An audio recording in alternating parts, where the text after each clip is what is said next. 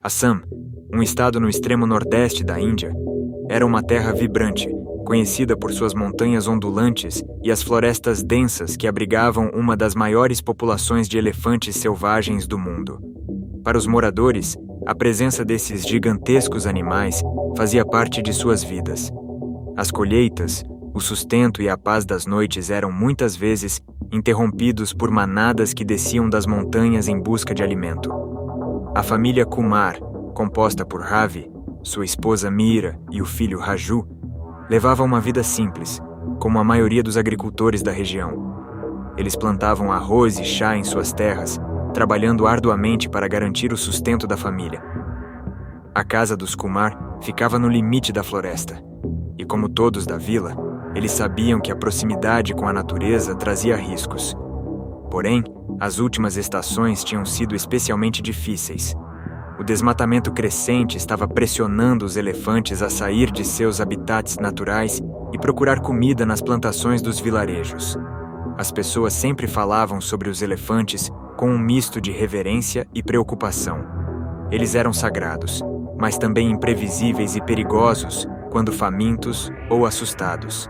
Naquele dia, enquanto o sol se punha no horizonte e as sombras alongavam-se sobre as plantações, Ravi observava o campo em silêncio.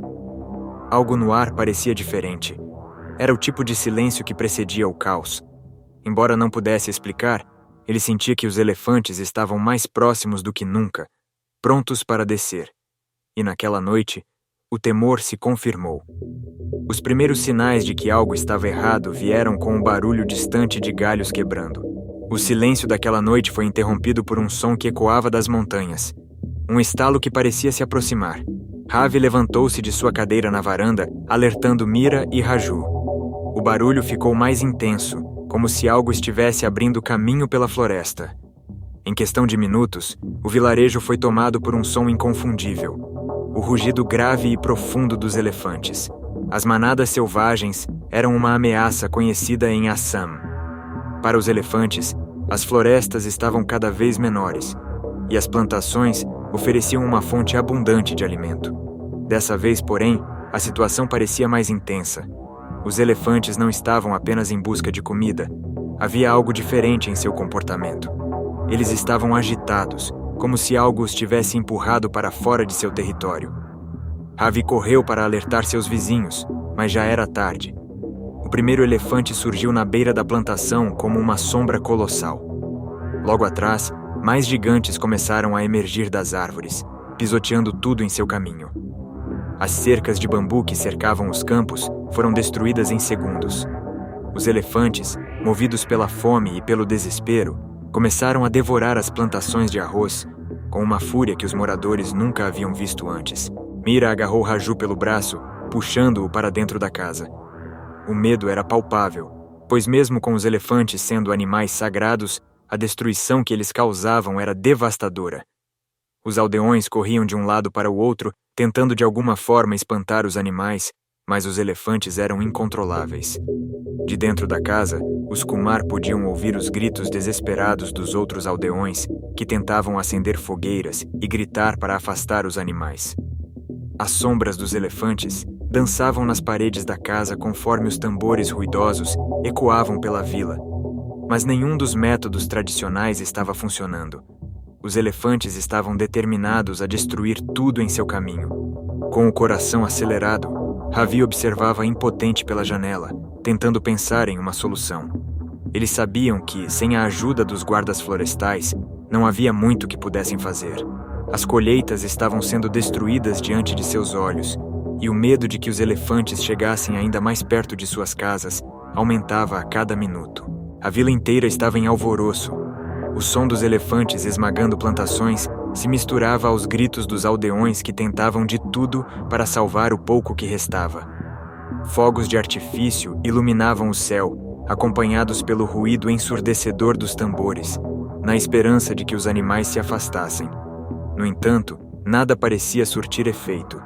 Os elefantes, impassíveis, continuavam sua marcha destrutiva.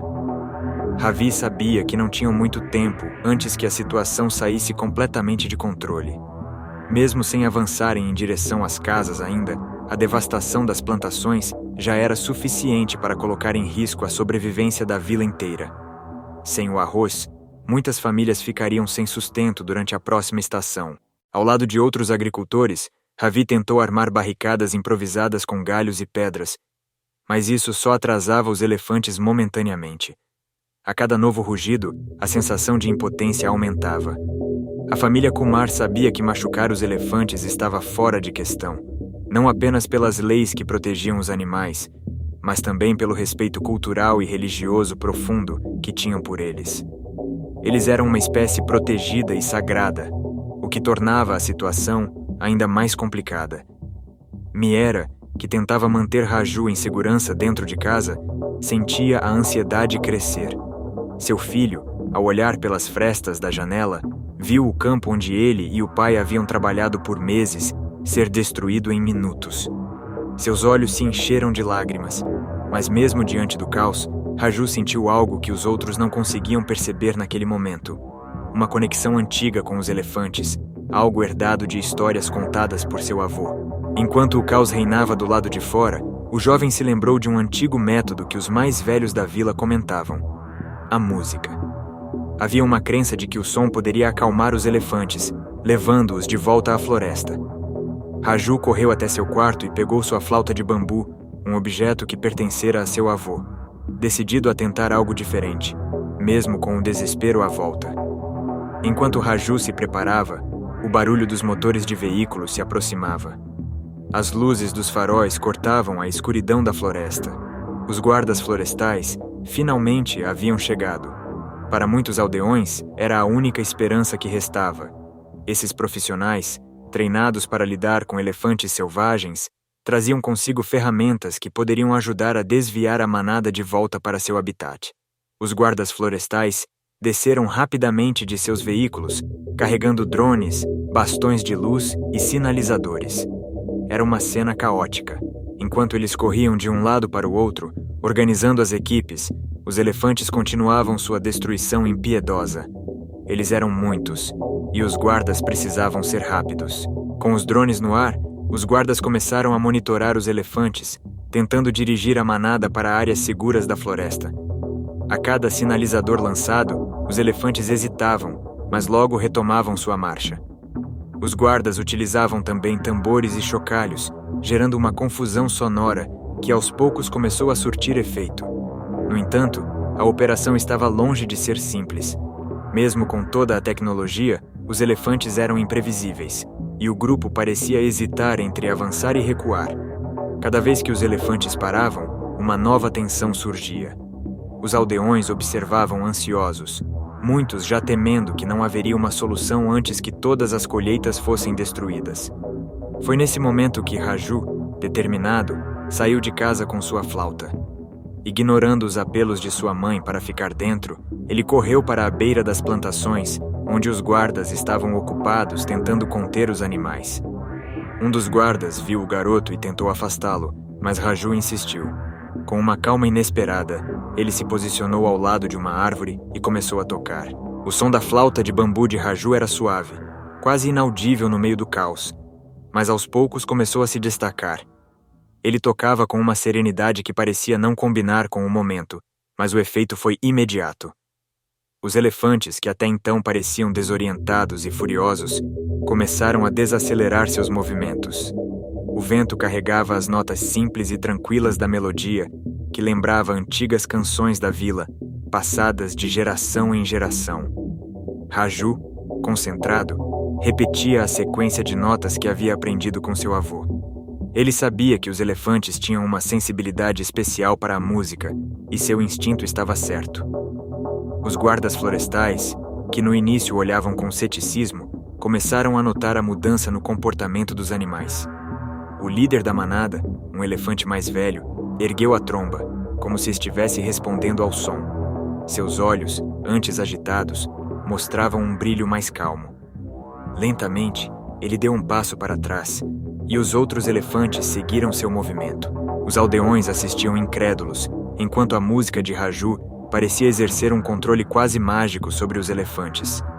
As criaturas enormes e poderosas, que minutos antes devastavam tudo em seu caminho, agora recuavam, guiadas por algo que transcendia o medo e a fúria. A música os acalmava de uma forma que nenhum sinalizador ou fogo poderia. Gradualmente, os elefantes começaram a voltar para a floresta, um por um, seguindo a melodia da flauta. O vilarejo inteiro prendeu a respiração. Ninguém ousava interromper o que parecia ser um milagre em andamento. Quando o último elefante desapareceu entre as árvores, um suspiro coletivo de alívio tomou conta da vila. Raju parou de tocar, sua flauta ainda tremendo em suas mãos. Ele havia conseguido. Com a simplicidade de sua música, o garoto tinha salvado a vila de uma destruição total.